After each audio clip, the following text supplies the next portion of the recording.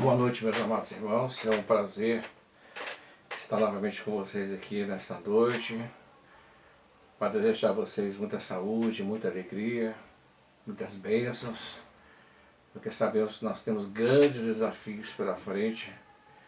A informação que nós temos é que o pedreiro vai terminar a obra essa semana e estamos quase caminhando para o final, para a nossa nova igreja.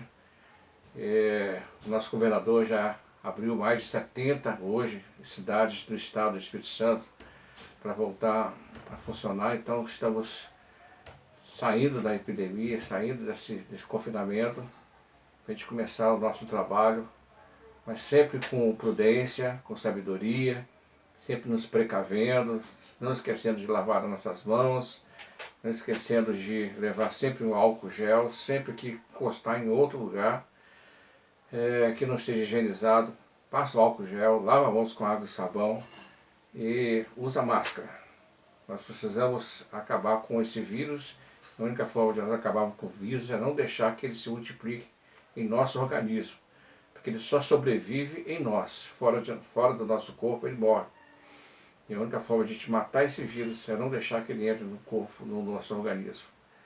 Meus amados, nós estamos em plena campanha de missões mundiais. É importante que nós, de alguma forma, vamos fazer com que essa campanha dê muito resultado. Peço aos irmãos, às irmãs que pensem em alguma coisa para a gente poder arrecadar algum dinheiro para mandar uma boa oferta de missões mundiais. Assim que nós retornarmos, vamos voltar ao nosso trabalho com células, vamos voltar com nossa EBD, nosso estudo, vamos preparar para o batismo, vamos fazer uma grande festa ali no culto pela manhã do casamento do irmão José, né? Vamos fazer ali um momento de abençoar as alianças, abençoar aquele casamento. Então é um projeto muito legal que a gente tem, tá? Voltar ao nosso café da manhã entre os irmãos, e a gente vai fazer assim, tudo voltar ao normal. Quero lembrar também, meus amados, que nós não podemos deixar de contribuir, tá? A nossa igreja, ela depende da sua contribuição. Nós temos a igreja mãe que está por detrás, mas ela não nos dá nenhum tipo de oferta para a igreja. A igreja mãe, ela dá o local para nós trabalhar, mas nós é que pagamos as contas, nós é que pagamos o transporte do obreiro, é nós que pagamos a conta de água, a conta de luz, as despesas que nós temos diariamente ou mensalmente para a igreja, e nós dependemos do seu dízimo, a sua oferta. Então, vá até a casa da irmã, Isabel, entrega o seu dízimo, leva o seu envelope, e ela vai dar baixa, vai anotar, tá? Vai registrar o seu dízimo, a sua oferta. Não guarde em casa, porque nossa igreja é uma igreja pequena, e nós não temos nenhum tipo de recurso guardado, nós não temos uma poupança, nós não temos uma reserva. Praticamente todo o dinheiro que entra no mês na nossa igreja, ele é canalizado para pagar as despesas. Então é importante que você contribua. Tá? Vamos continuar ensaiando, continuar orando pelos nossos líderes, orando pelos nossos missionários, orando também pelos nossos políticos, orar pelo nosso presidente da República, que está sendo muito atacado, para que Deus possa dar a ele sabedoria, que Deus possa dar a ele saúde, a gente possa vencer essas forças do mal que não quer que o Brasil cresça, que o Brasil realmente tome o lugar que é de direito. Meus amados, hoje eu quero trazer aqui uma breve reflexão, tá, na palavra de Deus. Tá? E o tema da mensagem dessa noite é: por que Jesus dobrou o lenço? Tá? O lenço dobrado. Tem uma palavra que diz aqui, na palavra de Deus, que diz aqui no Evangelho de João, no capítulo 20, eu gostaria que os irmãos acompanhem comigo também. Evangelho de João, capítulo 20, quem quiser abrir a sua Bíblia agora, acompanhe comigo. Diz o seguinte, Evangelho de João, capítulo 20, apenas o verso 7, que diz assim, Evangelho de João, capítulo 20, verso 7, diz assim a palavra de Deus: E notou que o pano que cobria a cabeça de Jesus estava dobrado e colocado à parte. É sobre isso que eu quero falar aqui nesta noite. tá? Quando os discípulos então foram até o túmulo de Jesus, eles encontraram o lenço que estava no rosto de Jesus dobrado à parte. Meus amados, estamos vivendo aqui, estamos vivendo hoje uma cena de guerra. Estamos confinados, não podemos abraçar as pessoas que nós amamos, não podemos sair de casa, não podemos ter a liberdade que nós gostaríamos de ter, não podemos ir num restaurante, na casa de um amigo, não podemos ver um neto, um filho. Nós estamos realmente vivendo essa clausura, né? E naquele tempo, nesse tempo, quando os discípulos então receberam uma notícia, primeiramente que Jesus havia sido enterrado, colocado em uma caverna, lacraram aquela caverna e não permitiu que ninguém fosse aquela caverna, né? Colocaram guardas para que ninguém roubasse o corpo, essa que era a ideia. E de repente alguém chega até os apóstolos e diz que o túmulo estava vazio. Mas naquele momento onde os apóstolos estavam reunidos ali, existia um momento de tristeza, de dor, né? Um momento onde eles estavam vivendo ali um luto, né? Com a tristeza de aquele Jesus que viveu com eles durante 3 anos e meio, né? E eles compartilharam muitas coisas, aprenderam muitas coisas juntos, riram juntos, choraram juntos, e de repente existe esse lado, né? Esse lado desse Jesus está morto e todas essas esperanças, tudo que eles tinham, toda a esperança que eles tinham depositado em Jesus cai por terra. E ali então, meus amados, vem uma notícia, alguém leva uma notícia até Pedro, os apóstolos, dizendo que o túmulo estava vazio. Houve então uma correria muito grande, Pedro saiu correndo junto com outro apóstolo, e eles correram até o túmulo, e quando eles chegaram então naquele túmulo, não estava a pedra da caverna estava removida e o túmulo estava vazio. E lá a Bíblia diz, como nós acabamos de ler, que o lenço estava dobrado, que cobria o rosto de Jesus estava dobrado ao lado. Quero compartilhar com os irmãos aqui algo interessante que eu vi em um artigo, que diz assim que de repente então Jesus ele se levanta e deixa uma mensagem muito interessante que está no artigo, que diz o seguinte: por que Jesus dobrou o lenço e colocou ao lado o que cobria a sua cabeça no sepulcro depois da sua ressurreição? A pergunta é essa: por que ele pegou esse lenço e dobrou e colocou à parte? Então alguns estudiosos então foram pesquisar para saber qual era a mensagem que Jesus passou quando ele deixou esse lenço. Tá?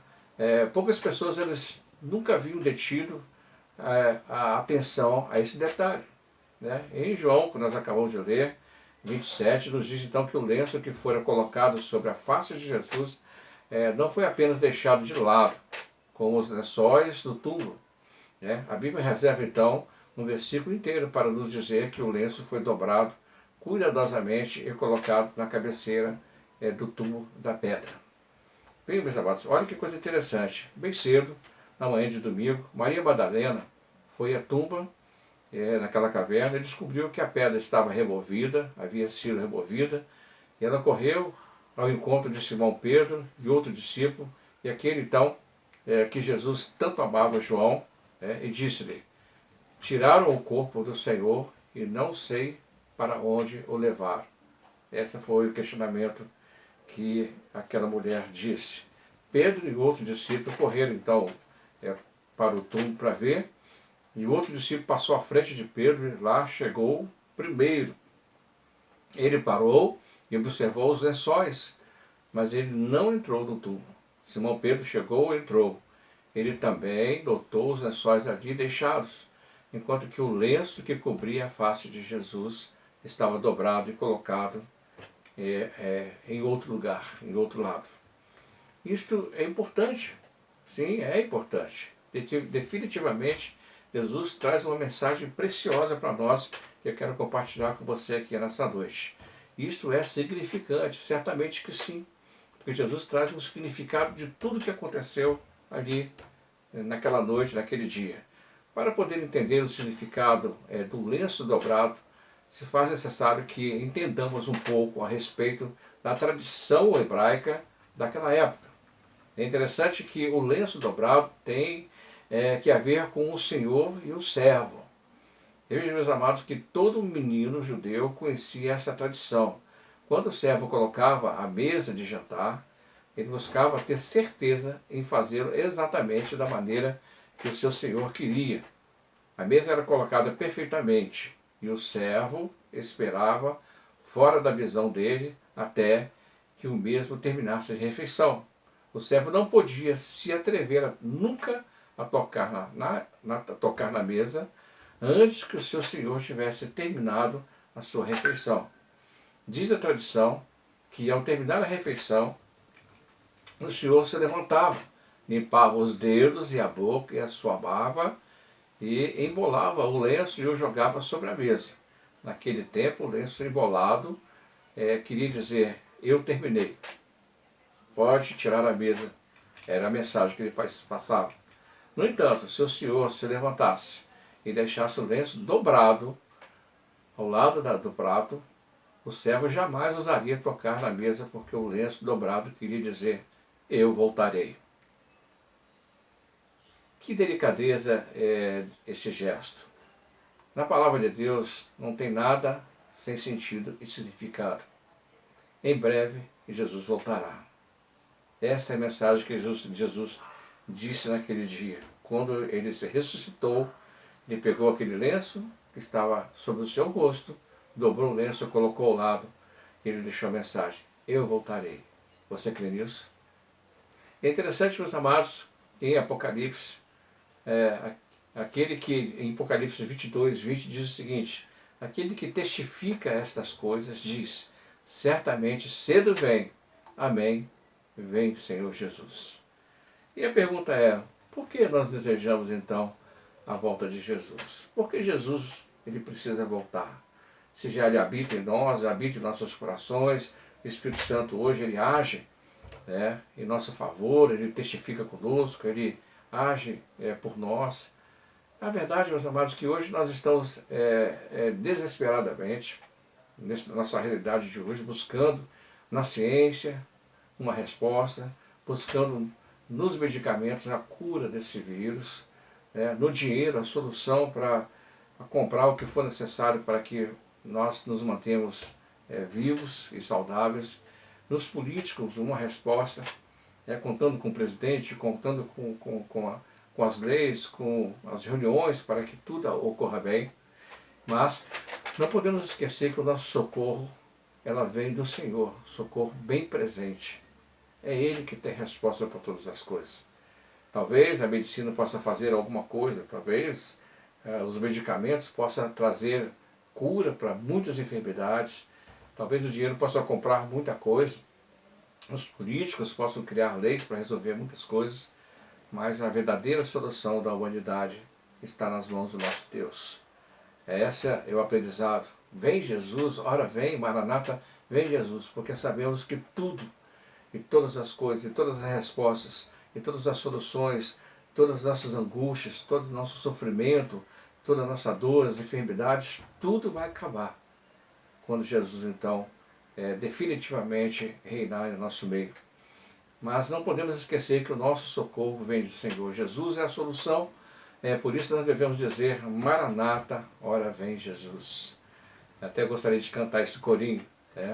Hoje entendemos que podemos ser destruídos por um ser tão insignificante. Para você entender o tamanho desse vírus chamado Covid-19 ou coronavírus, entenda o que significa o tamanho e a insignificância desse vírus. Se uma célula do nosso corpo,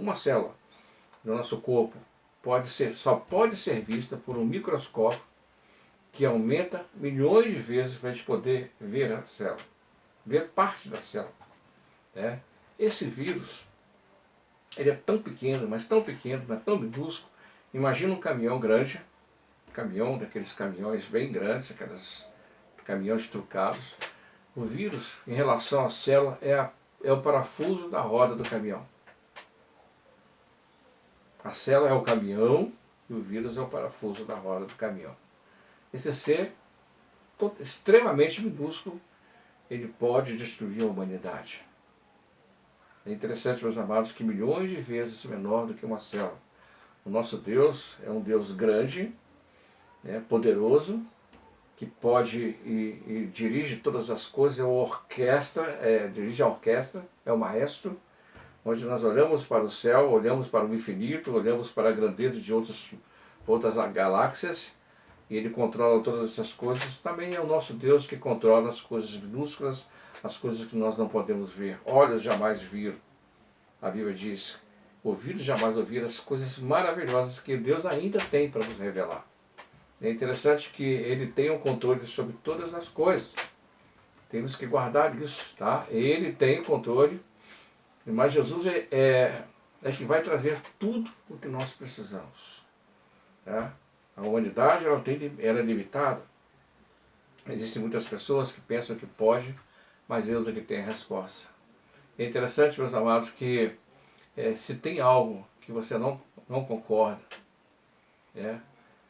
Se tem algo que você ainda discorda com a humanidade, com os gestos das pessoas, com a injustiça dos políticos, na corrupção, né? Muitas vezes da situação que nós vivemos, muitas vezes da falta de condições, muitas vezes a gente poder desejar ter algo mais que hoje nós temos.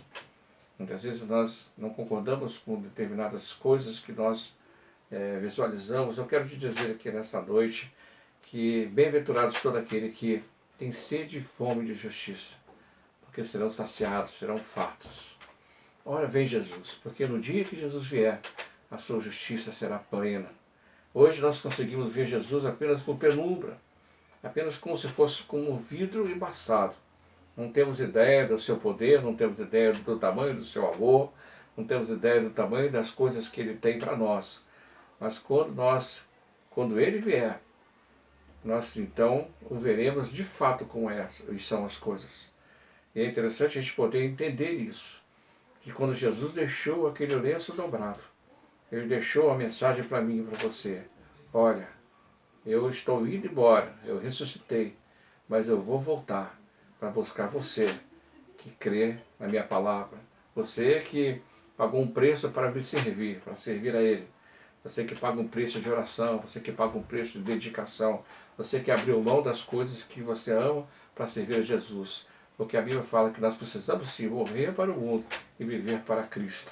E são para essas pessoas que Jesus virá. Creia nisso. Creia que Jesus virá. Ele virá para buscar os seus, aqueles que criam no seu nome. Eu quero deixar então essa mensagem, essa breve reflexão para você aqui nessa noite. E nós estamos juntos nesse propósito. Vamos caminhar juntos. Vamos